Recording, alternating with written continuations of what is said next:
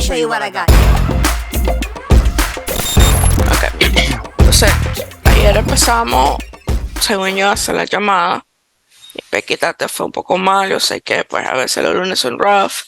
And you dealing with very specific type of sellers that there's not many, right? But so far, based on what we practiced yesterday, what I've been telling you have questions. Any of you, like even Marilyn, do you have questions, doubts?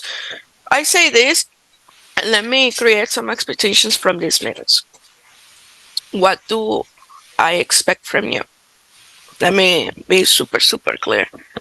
I know it's a fact 90% of you are gonna feel uncertain. Do I say this? People is gonna hang up. Do people really are gonna want to talk to me after I say that number?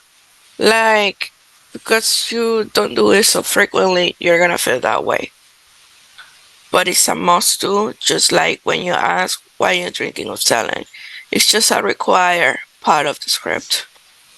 If you start giving it so much weight on your shoulders, oh, I'm gonna give them an offer, like, this is just to see how low they will go. This is not written on the stone, it's just another layer to see how motivated they are before it passes to the acquisition. If you can get it, and the person says yes to your offer, guess what? You're getting a very fat commission. That's the only difference, that you didn't have the option before. Most of these leads, I'm the one trying to close them. So if you do what is required, it's gonna be easier for me to see, okay, this person, it's a priority to call them, is it not? Right? So, and it's the same for the clients. How are we gonna approach this person? Okay, if this person I already know is not going for a cash offer, they may come back and offer something else. So it's a must do. Not necessarily have to be something bad. And don't doubt. Like, should I say on this case the price? The seller already gave me a price. It's a must do, because you wanna see how low they go. You wanna see what's the bottom number. People say all the time, how much you want for this? $5,000. Nobody's gonna give you the first number as the real number, because they understand that they will be a very bad negotiator if they give you the lowest number. That's why you must do it. Good morning. You must do it. It doesn't matter if they already discounted. Should it? They already gave you, this is the lowest I can get. Do it. Because if you don't do it, you're not following the requirements of the script, and that's gonna be a problem. I cannot be there to be pushing you. You just need to do it. Like, it's your job. Like, if it helps you, just do your job. I'm just trying to do my diligence here, It's not right. It's not written in stone. It's trying to see how we can make it work, right? And then just, I'm trying to understand if it can be the right buyer for you. Like, don't feel shame, because when you're making offers first time, like, and you guys are not really making offers, you're just doing like an anchor offer. You may feel like insecure, like $500,000, like $400,000 sounds like a big amount. Remember, you may not have it in your bank account, but there are lenders that our clients work with. They have deep pockets. As long as numbers make sense, the numbers doesn't matter. It doesn't matter if it's $1 million, if it has a good return for them.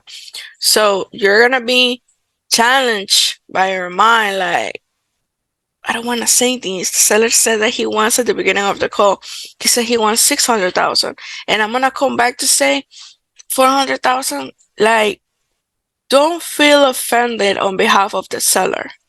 I don't know if that makes sense, because you are not in the seller's position. And even if we did the 600,000, sometimes sellers are not ready to sell. So this is another layer to see how motivated they are and how willing to have a conversation they are. Seller may say the house is in pristine conditions. I said yesterday that if a seller says that, you can make a different adjustment to the formula. But this is like a quick practice. You guys shouldn't be feeling hurt on behalf of the seller. You're doing your part, and this is just like, it's like whenever you're buying something, the buyer will always come back and ask for a discount. Not because someone told you 500 Cordobas, you're gonna go straight and say yes, unless you are actually buying a store and they don't do discounts. Most of the times they do discounts. Like, it's just that. And you don't have to feel small, or you don't have to feel insecure because, oh, those are big figures. Like, is that okay? As long as you do the formula and they lower it. Like, for instance, yesterday, Alejandro, that lead that you got, he was a little bit discount. You don't know this yet, but that lead could be a very good innovation because it was discounted at innovation price.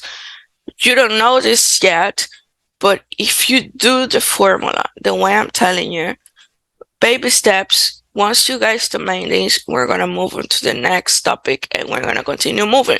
The idea is to continue growing. We're going to be having these meetings every day with the expectations that you guys open up, really open up to me, because I don't know what doubts or challenges or blockchains you have in your mind. Because you may feel like, this is unrealistic. How am I going to offer 400,000 on a property that is worth 700,000? Well, that's how life works. Not everything that the seller says can get, and unless they are actually motivated, we're not gonna get a deal. So this is just another layout to disqualify a bad seller from a good seller. Hope that makes sense. So, what I expect from you is remove all feelings of guilty, because that's the thing. When we think about money, we become guilty. You are not stealing nobody's house. You're not putting a knife on nobody's neck.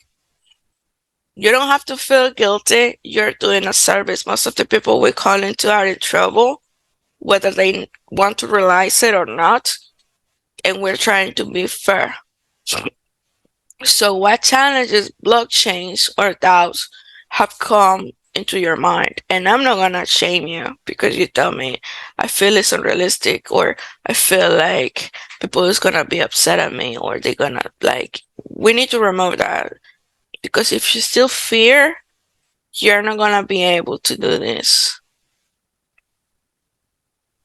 Now, I'm not saying that because you fear right now at this very second, you're not gonna be able to make it. But if you don't express how you really feel, it's just gonna be a heavy weight on your shoulders, and then it's gonna translate into the cost. So, Marilyn, since you've done this before as lead manager, and you did it a little bit deeper than actually we're doing here, what suggestions can you give the team to be able to do this without feeling ashamed or guilty?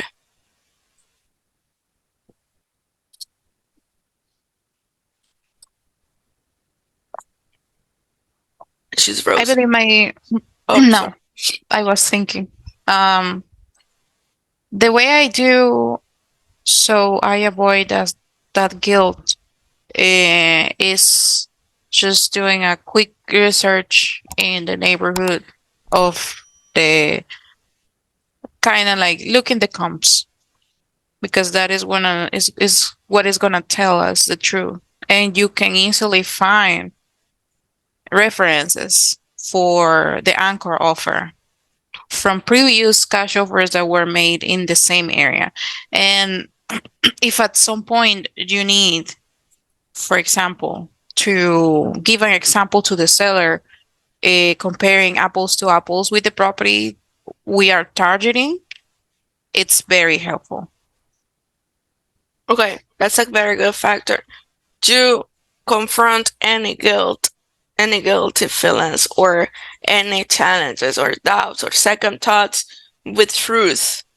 And With truth, facts. Yeah. yeah, with facts, with truth.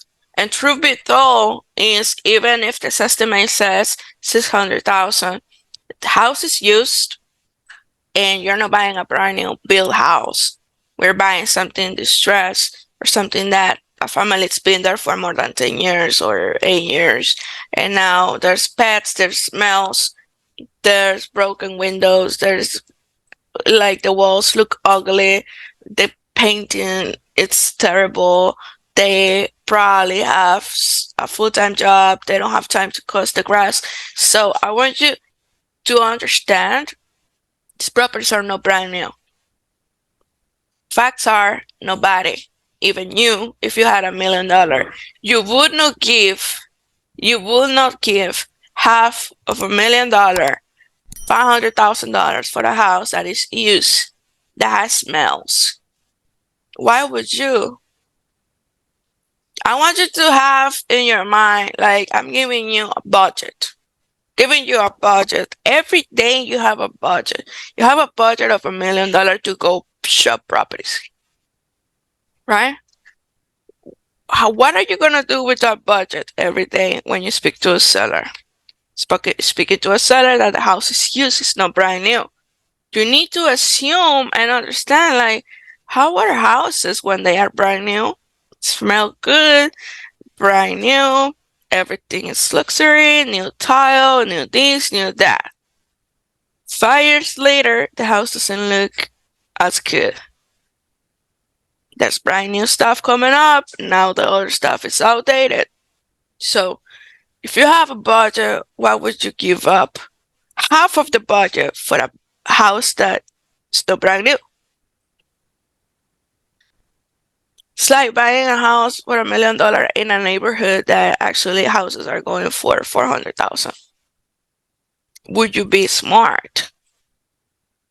So I give you a budget and I want you to be smart on how you use it every day on every case. Remove all feelings of guilt. This is just another question.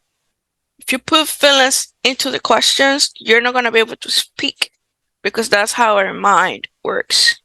So let's do something really quick because I have a lot of calls to make today. Pull up Marele. Um, your call from yesterday with what's the name? The appointment you get from Fahar, and then let's hear the call that Alejandro got for um Fred. I believe it's Fred. I want to hear both calls, and then we're gonna chat about it.